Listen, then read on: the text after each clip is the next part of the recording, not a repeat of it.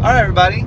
Today is Friday, August 1st. Well, as you know, I've been on the road. I'm a little behind on my blog. I'm behind by one day, so I'm going to catch up by telling a story to you this way rather than writing it up. So, this story takes place around 1997. Candace and Candace is my cameraman, wingman here, so she might interject or disagree at some point. But we lived in Austin in a little apartment, and we've been married about 6 years, 5.5, 6 years at this point.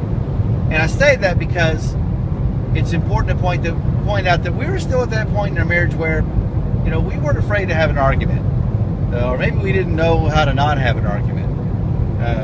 We're chill now; we can let stuff go. But back then, you know, I was certainly a little more on point. And I say that to say that. So there's this one evening, Margaret was in bed, and Candace and I were just sitting in the living room watching TV. And I don't remember now why, because I didn't know this was coming, but there was sort of a vibe coming off my wife. There was sort of a "don't fuck with me" vibe. I wasn't really sure. I really kind of felt like I hadn't done anything, but that was sort of how I always felt, even when I had done something. So. But I wasn't quite, it hadn't tipped to the point where I was like ready to go. Like I bring it on. So I didn't know that anything was going to be brought on yet. Brought? Yeah.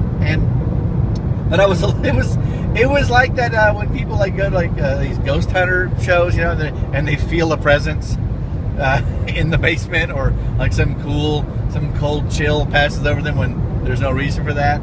So I'm sort of like got one eye on the TV and one eye on her, and all of a sudden, she just looks over at me,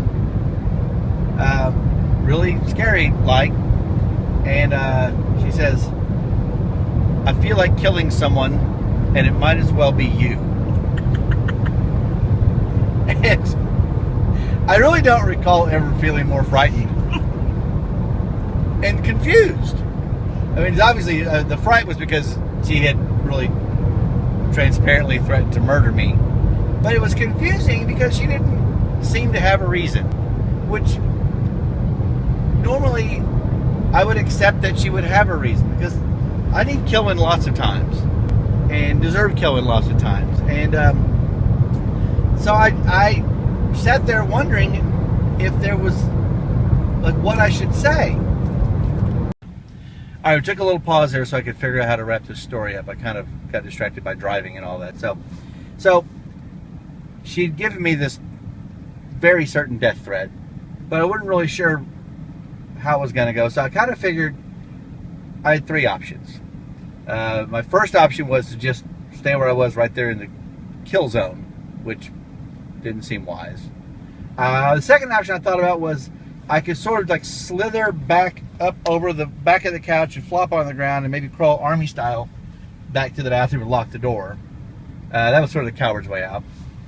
Then there's the third really super coward's way out, because the door out of the apartment was like right here, and I could have just run and not come back. In the end, I guess I just sort of chose option one more than any other, because after a little while, she seemed like the urge to kill left her eyes as quickly as it had arrived, and she just went back to watching Friends, which I think made me feel safer.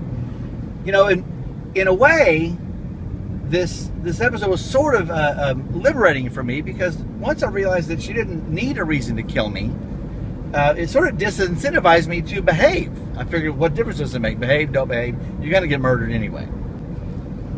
Okay, that's not true. I think the long-term takeaway here, kids, is that for any marriage to hope to last for a long time, you just have to accept the fact there's going to be a certain number of death threats. So that's it for today's blog. Hopefully I'll catch up, and we'll do this again real soon. See ya.